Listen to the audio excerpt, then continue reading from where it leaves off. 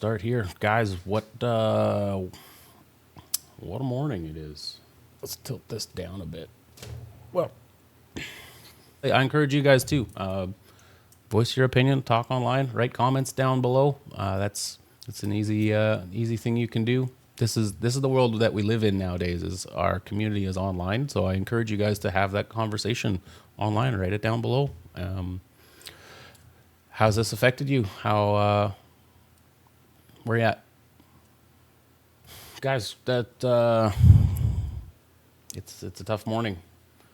I'm almost at a loss for words. Yesterday was really difficult for me. I have some stuff written down that I wanted to make sure that I covered while I'm talking, because I think that they're important things to say, and I just didn't want to miss them.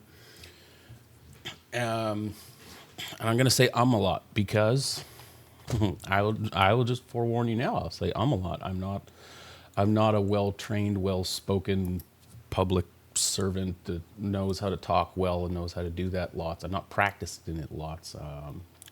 I would say that I'm working on it, but nowhere near what I would consider to be professional level. So I did write some things down that I think are important that I want to say. Reason being is I've seen a lot of comments, and I've had a lot of people send me messages that say thank you for speaking, thank you for talking on the internet. Many of those people would say or have said to me that they don't have the, well, again, I don't know fancy words. They don't have the bravery to say stuff publicly, to say stuff online. I'm not ashamed of it. I've been doing it for a long time. I'm fine with being outspoken online, go against the grain or the public narrative, as one might say. Doesn't bother me because I believe that truth needs to be told, needs to be shared, and that's who I am. And the internet should be a place that we can all do that with civil discourse. That's what I believe. Which leads me into one of my points is when you're talking online or you're talking anywhere, everybody should be able to voice their opinion in a completely free and harmless environment. And it might be scary because you know that the other party doesn't agree with you, but that shouldn't be a limiting factor for that. It shouldn't be a limiting factor that allows you to say your piece. Many of us have different thoughts, different opinions. We don't all think exactly the same. It probably wouldn't be a healthy environment if everybody thought exactly the same. And that's exactly what Charlie was doing with all of this. His whole ministry, his whole business, everything was, let's go to college campuses. Let's teach people how to think critically. You can still think critically and have different opinions.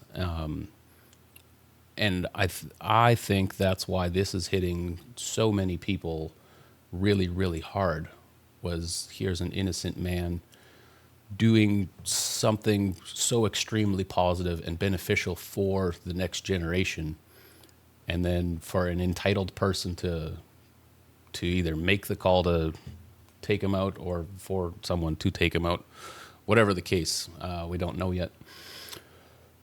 But for someone to make that judgment call, basically, just what an evil and sadistic thing to do. How do we grow as people? How do we grow in a nation when you don't allow people to talk? That one, it's confusing. I know a lot of people are mad, rightfully so. I'm mad. I do think that there is a lot of, what would you call it? A lot of wisdom, a lot of, you call it respect, maybe, to go into things calmly. Very little gets resolved when you're reacting, when you respond. That's what I consider to be a high quality person, someone that responds, not reacts. I've been preaching that for a long time. I would say that a lot of people agree with me on that one. A lot of people have come back to me 6 months later after hearing me say that at some point, and they're like, "This is like changed how I function. It's changed my relationships because I don't freak out on people. Well, stop. I'll breathe for 10 minutes, 5 seconds even. You know, the whole thing. Just take a deep breath. When you're all worked up, take a deep breath, calm down, and then you can think again." That's totally that. Don't react. Don't let your behavior be controlled by your reactions. That will lead into the whole conversation of being self-disciplined. When you're self-disciplined, when you get into a reactionary environment, somebody gets shot, you're not freaking out. You're not going nuts. Think of the military guys. If they freaked out every time somebody got shot, how would they operate? How would they function? How would they? No, they don't. They are trained to be in crazy, intense environments, to still be calm, to still be in control so that they can function. They can do their job. They can do what they're trained to do. And that's why it's successful to do that. So discipline, I just want to keep hammering that point. Discipline, discipline, discipline. That is such a crucial thing for you to implement into your life now. The goal is to hopefully never have to be in that environment, of course. But when that environment shows up on your doorstep and you're not ready for it, nobody, right? Like, nobody planned for this, for Charlie Kirk to get shot, but you got 3,000 people there. They're just, what do you do in that scenario? Being disciplined is, I think that's the correct way to, what do you call it? Behave in your day to day, so that when the crazy scenarios show up and you're not ready for it, you can still act with honor, with bravery, with respect, and you'll come out the other side with other people respecting you because you didn't freak out. So, anyways, I can't remember what I've already said and what I haven't said already. Looking at what I've written down here, it's wild, man. We all feel a lot of stuff right now. Talking personally with some of my close friends, and then seeing all the stuff online, it's just, it feels like we're unified in a great voice and a great leader, a father and a husband. It's been taken from us unfairly, and it's not fair. It's not easy. And it makes me mad, rightfully so. I'm not typically a guy that yells or goes nuts. Maybe it has its place, maybe it doesn't. I don't know. There is a time for every emotion. I don't know when is that time though. I'm not an expert in that field. So, sorry, I'll go back to my notes here. I feel like I'm rambling a bit. Today's community is found online. I live in a community, but I also have a huge community online, and many different voices in there. Many people that will publicly voice their opinion, but also, yeah, like I said before, there's many people that have sent me messages over the last couple of years that have said, "Thank you for saying what you say. I'm too scared to say that myself. They're not brave enough to do that, but they see what I say, and then that encourages them, and then they will comment on something." For some people, commenting on a thing it's a big deal for them. Other people, it's not. We got to remember that for everybody's in their own little world when they're on their phone and they're reading stuff. Some people, it's easier for them to just type out whatever, blah, blah, blah, blah, blah, here we go, and that's its own problem sometimes. And then there's other people that are just, they are so terrified to talk on the internet because the entire internet is able to see them, and mentally they have a hard time with that. And that's their battle too. That's just where they are. And so I have been encouraged by many people saying thank you for saying what I was not able to say, because it helps them feel.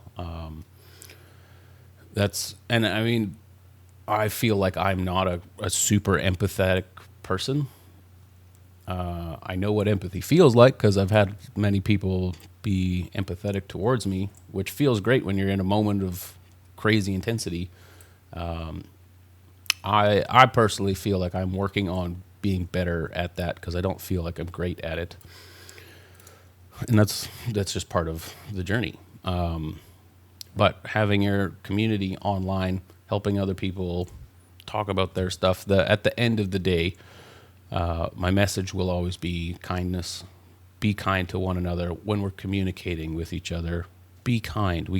I have many friends that are on the complete opposite political spectrum of me, but we're friends. We can hang out. We can have a great time hanging out, and we can still differ on opinion because it's preference. It's not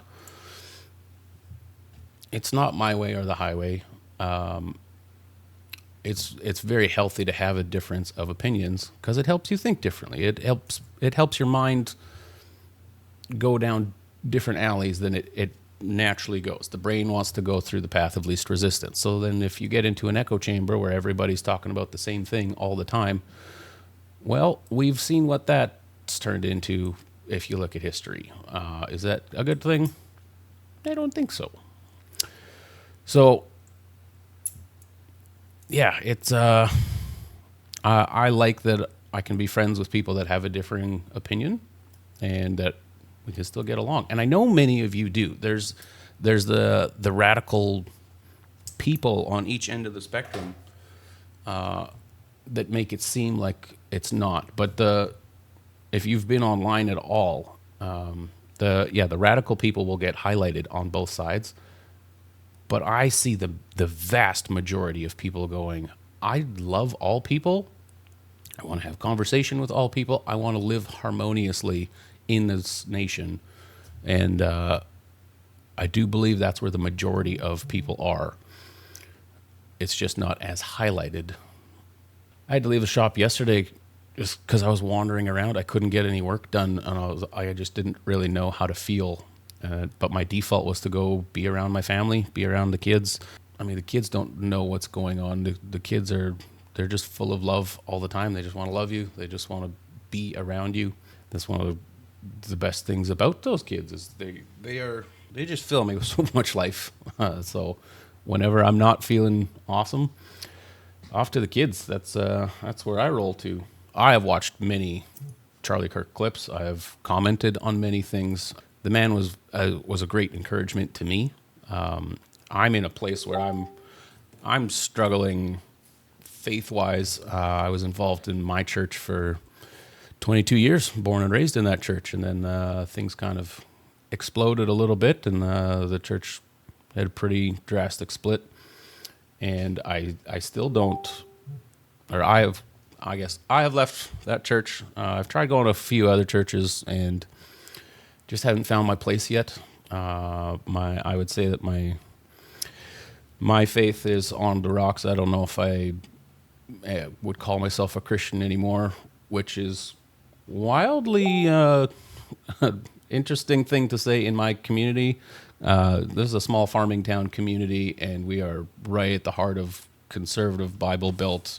Everybody around me, like you say, you're not a Christian, and some people consider me almost the devil at that point. But I mean, it's my life and it's my brain. That's how I think, and I'm not a person that's scared of saying, you know what, I don't know where I'm at right now, because everything that I've always been taught to be true. I shouldn't say everything. Lots of things that I've taught to be true about the church, about Christianity, all that stuff.